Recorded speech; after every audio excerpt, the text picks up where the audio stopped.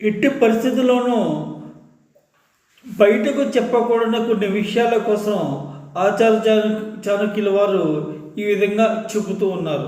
ఏ కారణం చేతైనా నీకు ధనం నష్టం వచ్చినట్టయితే వ్యాపారంలో కానీ లేదా సందర్భాన్ని బట్టి పరిస్థితుల ప్రభావాలను కానీ నువ్వు ధనాన్ని పోగొట్టుకున్నట్టయితే ఆ విషయాన్ని ఎంత స్నేహితుడితో కూడా ఇప్పుడు మన ధన లేని పరిస్థితిని ఎప్పుడు చెప్పుకోకూడదు.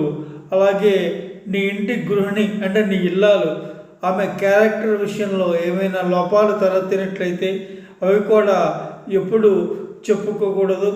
అలాగే నీ చరిత్రలో ఏమైనా మచ్చలు ఉన్నట్లయితే ఆ విషయాల కోసం కూడా ఎప్పుడు ఎవరితోటి చర్చించకూడదు. ఎవరికి ఎట్టి పరిస్థితుల్లో ఎంత ప్రాణమిత్రుడైనా ఆ విషయాల కోసం చెప్పకూడదు.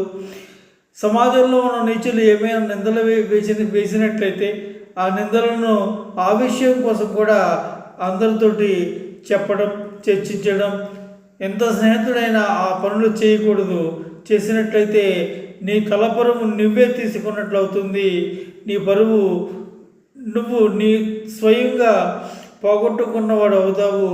కాబట్టి ఈ విషయాల కోసం ఎప్పుడు ఎవరితోటి చర్చించకూడదని ఆచార్య చాణక్యుల వారు చెబుతున్నారు. దయచేసి సబ్స్క్రైబ్ చేయండి, బంధుమిత్రులకు షేర్ చేయండి, లైక్ చేయండి. Thank you.